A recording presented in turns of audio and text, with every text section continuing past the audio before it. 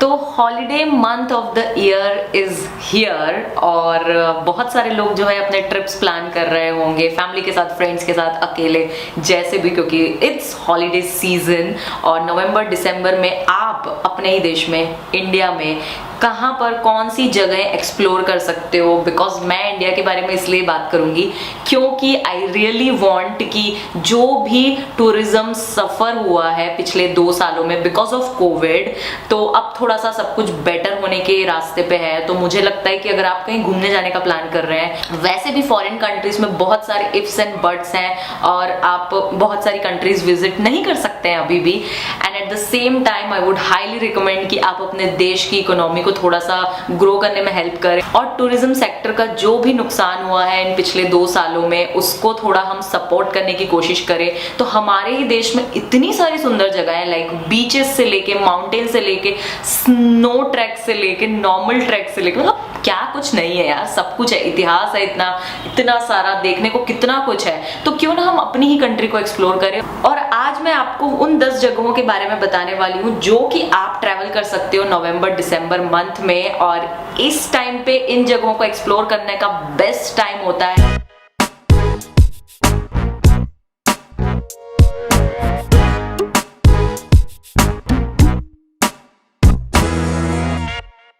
Hello, नमस्ते and welcome back to my channel everybody. मेरा नाम है Himani and I am back with yet another video. और आज के वीडियो में हम आपसे शेयर करने वाले 10 जगह ऐसी जो कि आप नवंबर दिसंबर मंथ में ट्रैवल कर सकते हैं। वेदर के अकॉर्डिंग भी बहुत सूटेबल है और इन जगहों को ट्रैवल करने का बेस्ट टाइम होता है और इन जगहों को एक्सप्लोर करने का ये बेस्ट टाइम होता है। So let's get started. Let me take a moment and appreciate the lighting, the natural lighting which is coming in my room. मैं हमेशा नेचुरल लाइट में ही शूट करती हूँ। I don't have any studio light वाला setup क्योंकि मैं indoor shoots बहुत कम करती हूँ, तो मेरे लिए वो ज्यादा रिक्वायर्ड नहीं होता है। तो yes, I mean I am a natural person. नहीं। ओके चलिए शुरू करते हैं। तो बीच लवर के लिए पहले 2 डेस्टिनेशन के बारे में बात कर लेते हैं। बीच लवर्स के लिए पहला तो ऑप्शन है गोवा, जो कि डेफिनेटली मोस्टली क्राउडेड होता है इन दिस पर्टिकुलर मंथ्स। नवंबर, दिसंबर, जनवरी, इन 3 महीनों में ये जगह सुपर क्राउडेड होती है। तो अगर आप वो पर्सन है जिनको क्राउडेड जगहों से प्रॉब्लम नहीं है और आप बीचेस एंजॉय करना चाहते हैं, फैमिली के साथ फन करना चाहते हैं और बहुत सारे टूरिस्ट आपको आसपास दिखे तो आपको ज्यादा प्रॉब्लम नहीं होती है, तो आपके लिए Goa is the destination which you can go. तो गोवा तो हो गया पहला डेस्टिनेशन। तो Goa is the first recommendation if you are looking for beach vacation. या वाह, क्या राइम किया है, आहा। अब बात करते हैं दूसरी प्लेस के बारे में जो कि इन दिनों कुछ ज्यादा ही टूरिस्टी प्लेसेस में आ चुकी है, क्योंकि बहुत सारे लोग जो है इस जगह को एक्सप्लोर करने के लिए एक्साइटेड रहते हैं nowadays, which is Pondicherry, Puducherry, like उसके हिंदी में अगर लिखा होता है तो वही लिखा होता है। तो ये पौंडीचेरी की बात करते हैं। तो पौंडीचेरी जो है वो साउथ में आता है और वहां पहुंचने के लिए आपको Bangalore is the nearest airport. Bangalore से एयरपोर्ट से निकलते ही आप वहां से कैब ले सकते हैं, बस ले सकते हैं, वट एवर सूट्स यू। तो वहां से आप पौंडीचेरी पहुंच सकते हैं। 2 से 3 घंटे की ड्राइव है अगर आई एम नॉट रॉन्ग, या बिटवीन 2 to 3 आवर्स ड्राइव। और जो ड्राइव है ना वो इतनी प्यारी है कि आपको एक साइड जो है ओशन और एक साइड पहाड़ों का व्यू आता है। Like it's breathtaking. I have never been to Pondicherry but I have seen videos और मुझे पता है वो जो ड्राइव है बहुत सुंदर है। और अगर आप उस बीच में कहीं पर रुकना चाहते हो तो महाबलीपुरम करके एक जगह आती है, वहां पर रुक सकते हो। It's a holy place. तो आप पौंडीचेरी भी ऑप्ट कर सकते हो। अब बात करते हैं प्लेस नंबर 3। तो अगर आप थोड़ा सा ऐतिहासिक और थोड़ी सी ऐसी धार्मिक जगहों के शौकीन है और आपको वैसी कोई जगह एक्सप्लोर करनी है तो India's oldest city, yes, Varanasi, हम सबको पता है। और अगर आप वहां नहीं गए तो मुझे लगता है this is the best time, क्योंकि ये जो टाइम होता है ना वाराणसी में वेदर काफी प्यारा होता है और घाट और सब कुछ इतना सुंदर लगता है। आपने देखी होंगी पिक्चर्स, कुछ मैं यहाँ पर भी डाल दूंगी। वैसे भी वाराणसी बहुत ही ज्यादा सुंदर है, बहुत पुरानी सिटी है। तो वहां पे आपको पुराने खाने के फ्लेवर्स से लेके पुरानी गलियां, आर्किटेक्चर और बहुत कुछ अच्छा एक्सपीरियंस करने को मिलता है। तो 2 से 3 दिन का अगर आपको कहीं पर ट्रिप प्लान करना है, Varanasi can be a option. इसी के साथ place number 4 I want to recommend you Hampi, जो कि कर्नाटका में है। और हम्पी में भी ऐसे ही कुछ ऐतिहासिक, कुछ हिस्टोरिकल चीजें हैं जो कि उसको बनाती है नॉर्मल टूरिस्टी प्लेसेस से कुछ डिफरेंट और ऑफ बीट ट्रैवल डेस्टिनेशन। पिछले कुछ 2-3 सालों में हम्पी जो है वो बहुत ज्यादा ट्रैवलर्स की चॉइस हो चुका है। Still I haven't been there. अब मुझे साउथ के लिए ना एक पूरा का पूरा वो निकालना पड़ेगा कि यस, एक टाइम निकाल के मैं चाहती हूँ मैं साउथ अलग से एक्सप्लोर करके आऊँ, क्योंकि मैंने अभी तक ज्यादा एक्सप्लोर ही नहीं किया। मैं पहाड़ों से नीचे ही नहीं आ पाती यार, क्या करूँ मतलब। अब चलो चलते थोड़ा रेगिस्तान की तरफ। यस, आप समझ गए होंगे मैं राजस्थान की बात कर रही हूँ, क्योंकि ये जो टाइम होता है ना, ये बहुत ही प्यारा टाइम होता है राजस्थान के लिए भी।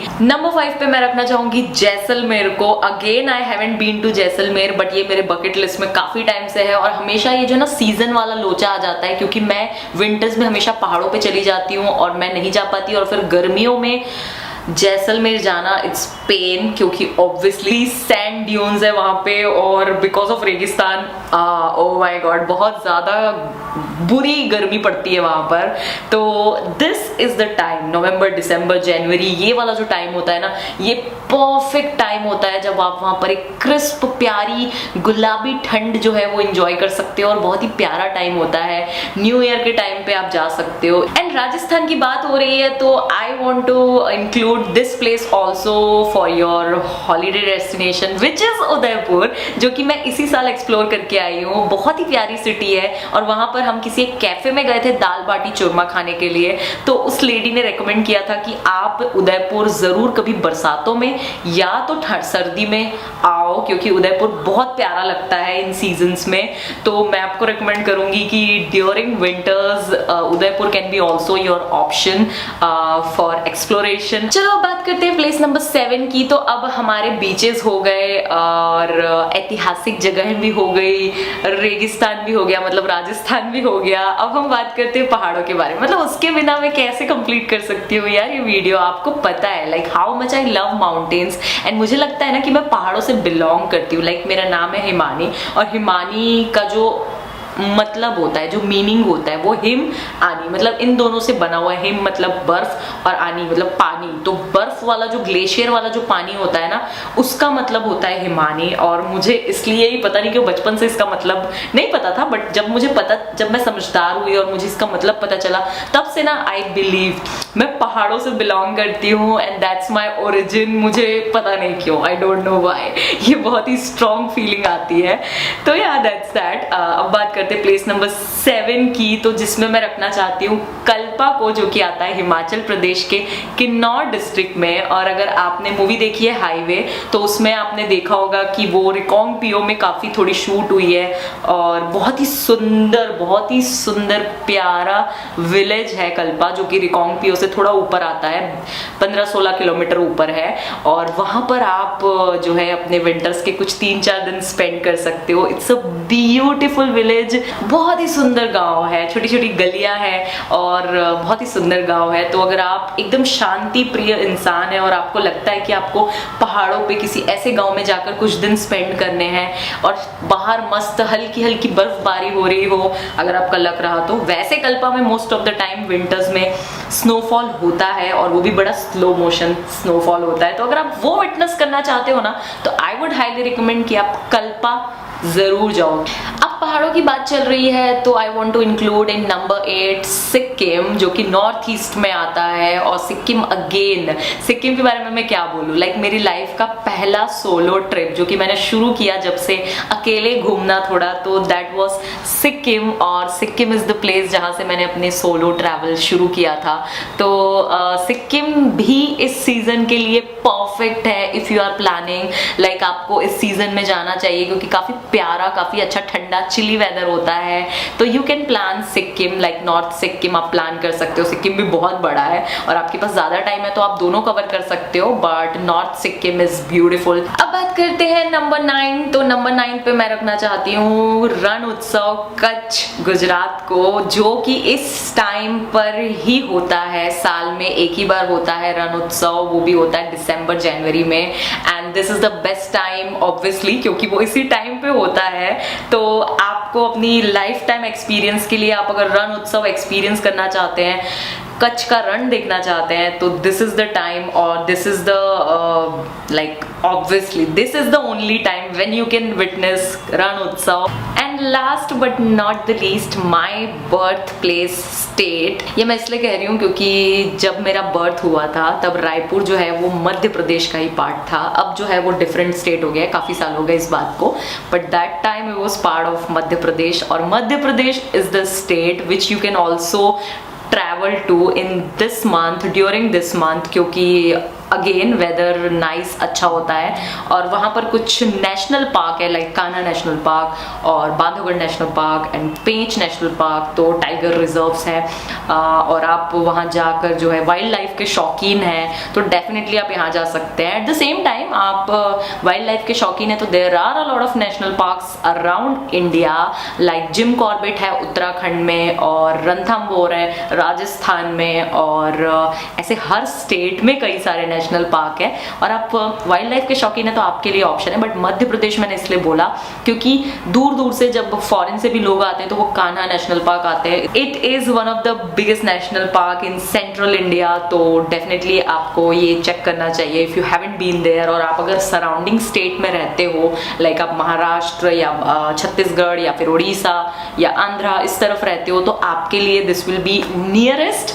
तो yup, these were my recommendation if you are planning your holiday during November December, तो आप इन जगहों को चेकआउट कर सकते हैं। और कोई अगर आपको डिटेल जाननी है और आपको कुछ किसी पर्टिकुलर जगह के बारे में कुछ इन्फॉर्मेशन चाहिए तो मुझे कमेंट सेक्शन पे बताना, या आप मुझे ईमेल भी लिख सकते हो wanderlusthimani@gmail.com पे। मैं डेफिनेटली उसका रिप्लाई करूंगी। स्मॉल टॉक्स के लिए we can connect on Instagram. My insta ID is wanderlust_himani, तो वहां अगर फॉलो नहीं करते हो तो वहां पे भी फॉलो करो क्योंकि मैं बहुत ज्यादा एक्टिव रहती हूँ। I am super active over there, तो let's connect on Instagram as well. And with that note, I am ending this video. Hope you find this video helpful, and if you did, then don't forget to like, share and subscribe to my channel. ये बोले बिना तो मैं video खत्म कर ही नहीं सकती हूँ। मतलब जन्म सिद्ध अधिकार है यूट्यूबर्स का ये बोलना कि हमारे वीडियो को लाइक करो, शेयर करो, सब्सक्राइब करो, क्योंकि ना बोलो तो आप लोग करते ही नहीं हो। हाँ, मतलब जितने लोग मेरे वीडियोस देखते हैं उसमें से कितने सारे लोग ने अभी तक चैनल को सब्सक्राइब नहीं किया है। What is this behaviour? I mean no, I am not getting it, तो please do that. And with that note I am signing off, और जाते जाते बस यही कहूंगी, हंसते रहिए, मुस्कुराते रहिए, यूं ही खुशनुमा जिंदगी बिताते रहिए। Stay safe, stay happy, stay blessed, and will see you with another video very soon. Till then, tata, bye bye, नमस्ते।